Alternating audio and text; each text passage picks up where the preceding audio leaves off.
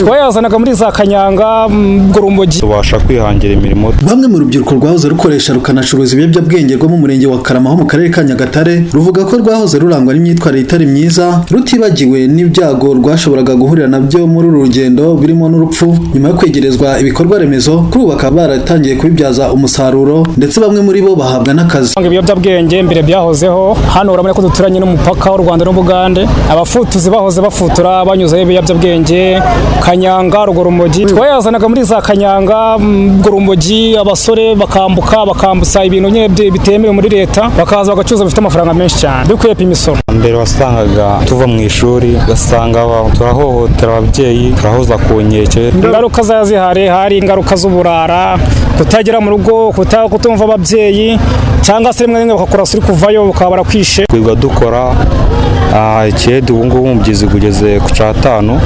Ubu ngubwo iyo nkoze icyumweru ubwo urumva amafaranga arimo agenda ngaranga gatungo mu isoko nkakagura ngashira mu rugo nkabasha kwiteza imbere, tubasha kwihangira imirimo. Utazi Jean Marie Vianney na Bamurange Desanje bombi n'ababyeyi bemeza ko bahoranaga impungenge z'ubugizi bwa nabi bwakorwaga n'abacuruzaga ibiyobyabwenge. Icyakora kuri ubu agahenye ngo akaba ari kose. Ikindi kandi bakishimira intambwe ikomeye urubyiruko rwateye mu gukora ibiruteza imbere. Ikibazo cy'ibiyobyabwenge cyakihari mu myaka yashize, ugasanga icyo wari ufite mu rugo bakijyanye, ariko ubu ngubu uko bihagaze buno ikiyobyabwenge cyitwaga Kanyanga cyarahagaze, ntabwo kikiza mu murenge wacu wa Karama, kubera yuko n'abakoragamo bajya kwizana babicuruza.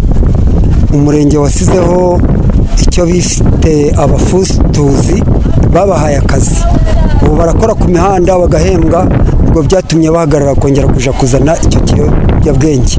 Ntabwo tukibabona banyuramo bagenda, mbese ni umutekano uhagije cyane. Twajyaga kuzinduka kare mu gitondo tujya guhinga tukuva ko turahura nabo basinze bakadukubita, none ubu turishyira twisanga uko dushaka, nta muntu tukibona ngo duhure nawe yikoreye warajye akajya gushaka icyamubesha, yambaye ikoboyi y'ibihumbi nka 20 cyangwa umupira w'ibihumbi nka 10. Nimba atari ibyo ngo bamwikireyo ukabona yambaye ikoboyi nziza, nabyo biradushimisha. Nubwo intambwe yatewe ishimishije mu kurwanya ibiyobyabwenge, ubuyobozi bw'akarere ka Nyagatare buvuga ko hagikeneye imbaraga n'ubufatanye mu guhagarika ibiyobyabwenge mu rwego rwo guharanira kugira abaturage bafite imibiri na roho bizima. Madamu Murekatete Juliet ni umuyobozi wungirije w'aka karere ushinzwe imibereho myiza y'abaturage. Kuba akarere kacu kegereye umupaka w'ahandi hatabujijwe ibiyobyabwenge, iwacu tukaba tutabyemera kubera ko ibiyobyabwenge ni imbaraga zikomeye dukwiye gufatanya tukajyanamo kugira ngo dufatanye muri bwa bukangurambaga tubuze urubyiruko rwacu kwishora mu biyobyabwenge, ndetse atari n'urubyiruko no mu ngo z'abakristu bamenye ko ikiyobyabwenge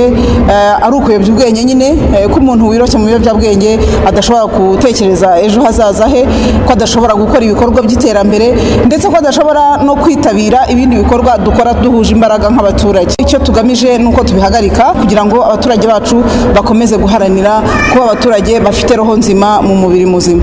Kugira ngo aka karere kabashe guhangana n'iki kibazo cy'ibiyobyabwenge, ubuyobozi bugaruka ku ngamba zitandukanye buvuga ko bwifashisha muri iki kibazo bufatanyije n'abafatanyabikorwa batandukanye. Dushimira Radio Maria, ibinyamakuru dukorana, abafatanyabikorwa bose dufite mu karere, ariko nanone irindi banga nuko tubinyuza mu nteko z'abaturage. Inteko z'abaturage ni umurongo mwiza twahawe n'ubuyobozi bukuru bw'igihugu. Ikindi nanone ni ugukorana n'abaturage bakaduha amakuru, ni ugutanga amakuru, aho nanone tuvuga ngo buri muntu wese abijisho rya mugenzi we, ndetse na gahunda yamenya buyoboye mu karere kacu. Navuga ko itarafata 100% ko turimo twinjiza mu bantu bose. Umuyobozi wese akwiye kumenya abayoboye, kwa kumenya abayoboye rero umenya n'imibereho yabo, ukamenya niba hari ibiyobyabwenge bihari, kuko ari byo turimo kuganiraho. Ikindi ni uguhana, turahana ndetse tugira na transit center inyurwamo mu gihe gito tukabigisha. Kuba akarere ka Nyagatare gakora ku mipaka y'ibindi bihugu binakoresha ibiyobyabwenge byasabye imbaraga nyinshi kugira ngo bahangane n'ababyambutsaga kandi bakanabicuruza.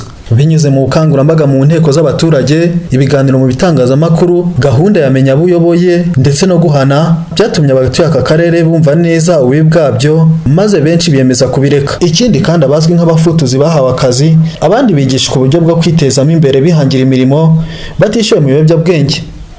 Pascal Habineza, Radio Maria Rwanda, Iburasirazuba, mu karere ka Nyagatare.